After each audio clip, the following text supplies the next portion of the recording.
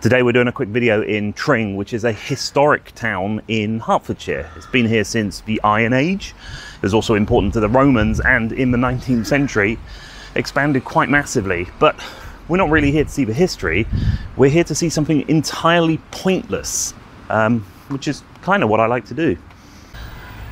Like many of the villages and towns in the home counties, Tring was quite hard hit by both World Wars, and they built this rather lovely memorial garden after World War II so we can remember those who served during the wars. And littered around, well, not really littered, but just posted around are these posters from World War II mainly.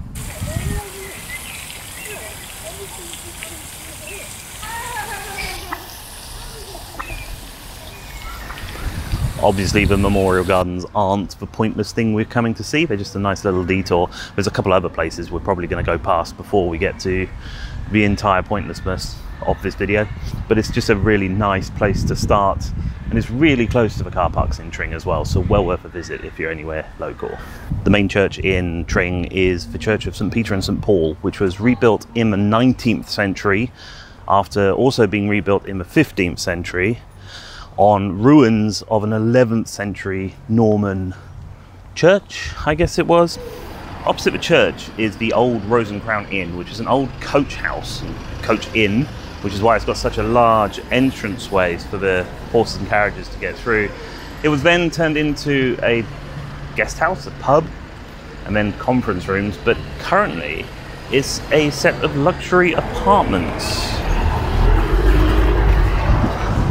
So Tring is mentioned in the Domesday Book. It also got its market charter in 1315 because it's an important town within Hertfordshire. Originally with the Romans, Tring was built around the intersection of Aikman Street and Icknield Way, which were two really important tributaries, north-south and then east-west. But no one actually knows where that intersection is today. But this is the modern-day Aikman Street. Tring has been rebuilt several times over the years. Obviously the Iron Age, the Romans came, but then in the 18th and 19th century, a very rich family called the Rothschilds owned an awful lot of Tring, and they were a little bit eccentric in their ways. So they bought a mass of land, which is now Tring Park, where they stored exotic animals. One of the things the Rothschilds did was they knocked down the housing at the time and they rebuilt most of Tring with new cottages similar to the ones here. They also rebuilt most of the farmland around Tring so that it would better serve the community, and they really did extend and expand Tring to be what it is today, which is a town of around 12,000 people. So although very interesting, the history of Tring goes back far longer than I can sort of explain, but the Rothschilds are super important to the history of Tring, and the point of this video, the reason we're here today filming, is because of the Rothschilds.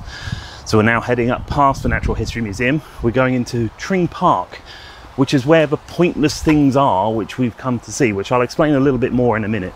But Tring Park was, I think I've already said, just a mass of land that the Rothschilds owned, which they used to keep their exotic animals on. And as was a fashion at the time, it wasn't just animals they kept in their park.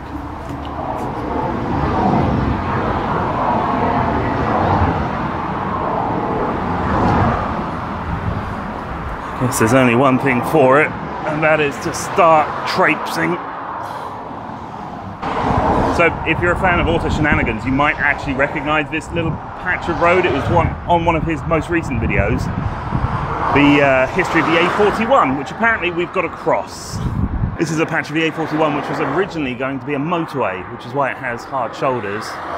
The rest of the A41 is just dual carriageway.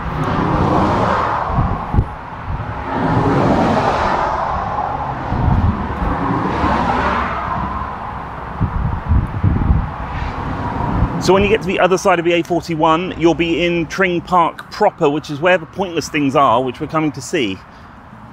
One thing to be careful of, though, is that Tring Park is still grazing land. So you might find some of the local inhabitants who may find you more interesting than you expect. Hello, ladies.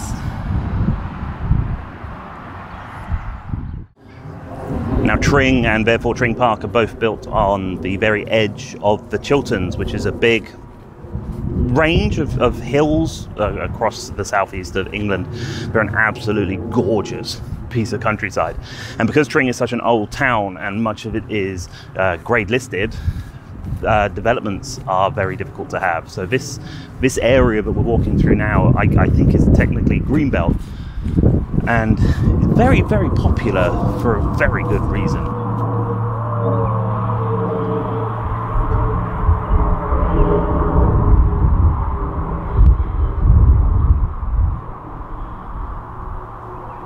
The first thing we've come to find is just inside the wood at the other end of Tring Park. Unfortunately, it all seems to be uphill, which is killing me. It is at the end of this path here.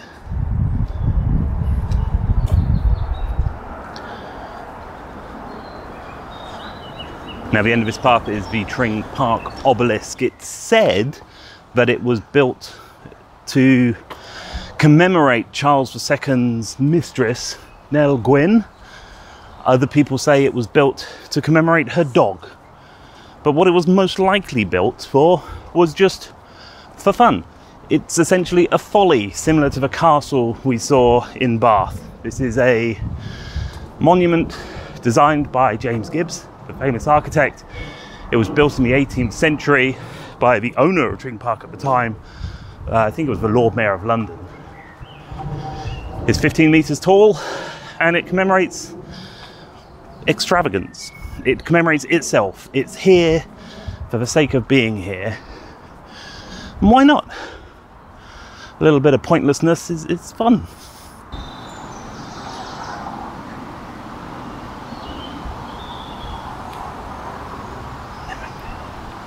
A little bit further up from the obelisk is the second piece of pointlessness, and the last piece of pointlessness we came to Tring Park to see. So again, designed by James Gibbs for the owner of Tring Park in the 18th century.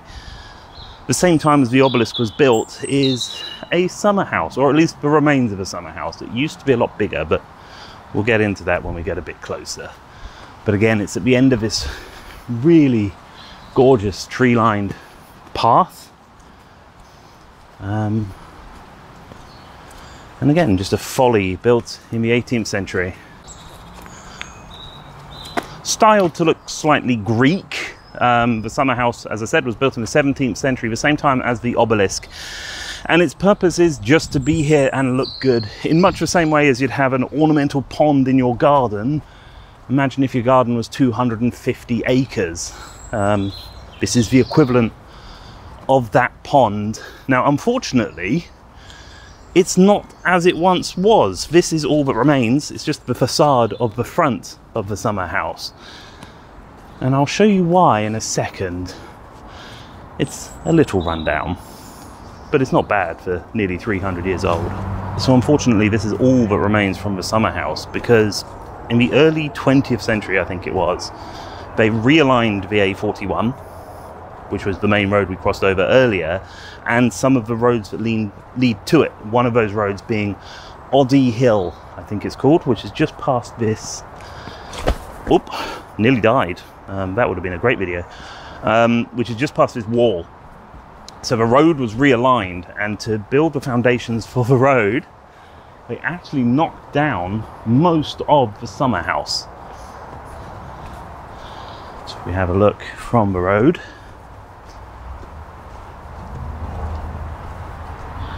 you can see just in the trees that there is a platform, which is where the summer house used to come out to.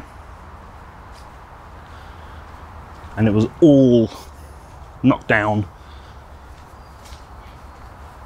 to build this road here. I mean, it's a sign of progress. And to be honest, Tring has been doing this every 400 years or so, knocking itself down and rebuilding.